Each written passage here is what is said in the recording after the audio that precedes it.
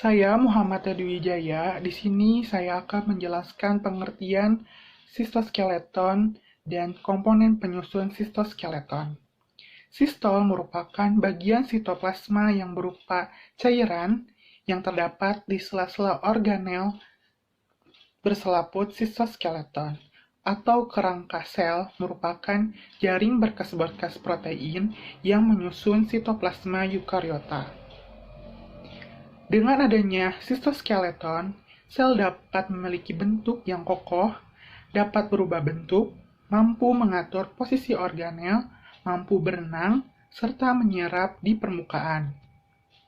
Sitoskeleton juga terlibat dalam beberapa jenis motilitas sel. Istilah motilitas mencakup perubahan tempat sel maupun pergerakan bagian sel yang terbatas.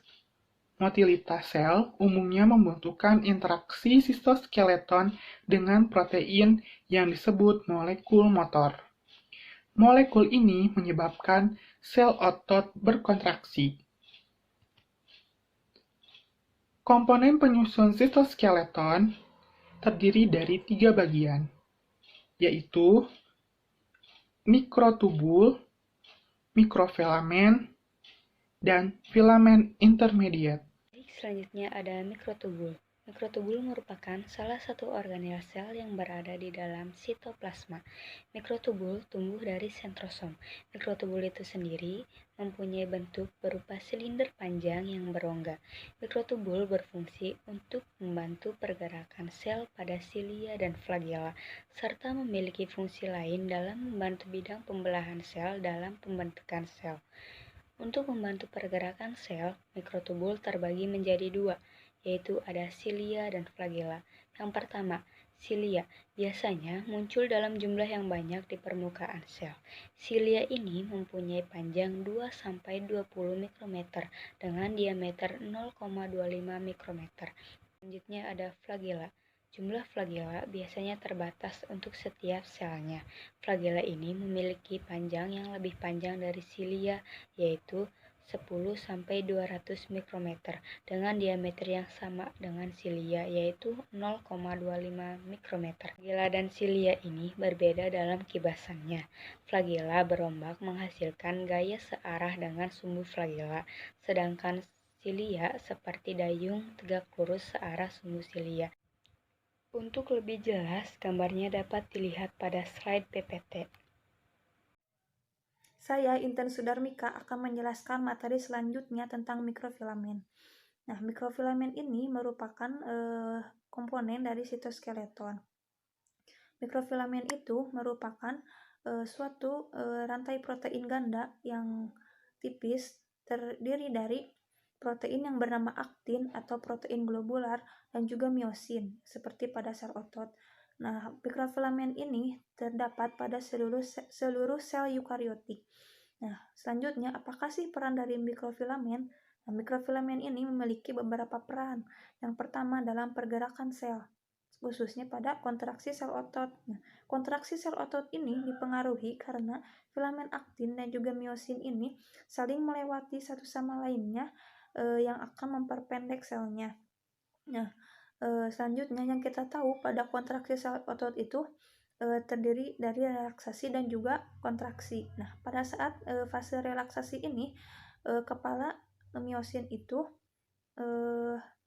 tidak melekat kepada filamen aktin. Sedangkan pada saat berkontraksi, kepala miosin ini melekat kepada filamen aktin. Nah, di mana kepala miosin ini mendorong filamen aktin ke arah tengah sentromer sehingga sentromer memendek. Nah, untuk peranan yang selanjutnya, kontraksi dari filamen aktin dan juga miosin ini berperan dalam gerakan amoeboid. Nah, amoeboid ini merupakan di mana suatu sel itu merangkak di sepanjang permukaan dengan cara memanjang dan mengalir ke dalam pemanjangan seluler yang disebut dengan pseudopodia. Nah, yang selanjutnya pada sel tumbuhan, mikrofilamen ini berperan dalam pengaliran sitoplasma, di mana pengaliran ini itu sangat umum terjadi pada sel tumbuhan yang besar. Tujuan dari pergerakan ini untuk mempercepat distribusi materi di dalam sel. Nah, sekian materi mikrofilamen dari saya. Selanjutnya komponen sitoskeleton akan dijelaskan oleh Kiki Zakia.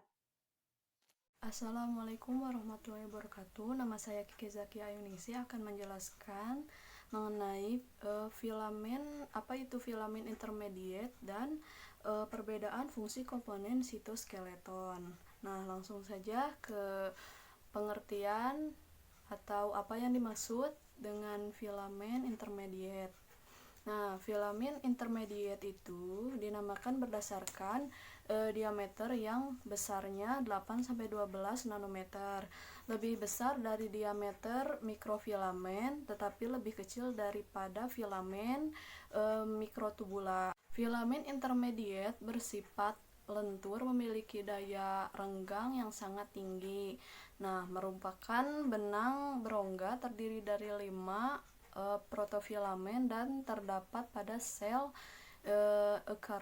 eukariotik. Filamen intermediate banyak ditemukan di sekitar inti, menjulur ke arah prefer sel. Nah, filamen intermediate banyak terdapat di dalam sel yang mengalami stres mekanik, misalnya di epitelium, akson sel saraf, dan otot polos. Submateri yang akan dijelaskan oleh saya selanjutnya adalah perbedaan fungsi komponen sitoskeleton. Nah, perbedaan fungsi komponen sitoskeleton itu dibagi menjadi 4. Yang pertama ada struktur, diameter, subunit protein, dan fungsi. Nah, yang pertama adalah struktur. Nah, mikrotubula memiliki struktur tabung berongga, dindingnya terdiri atas 13 molekul tubulin. Nah, sedangkan mikrofilamen itu berstruktur 2 untai aktin yang saling terjalin.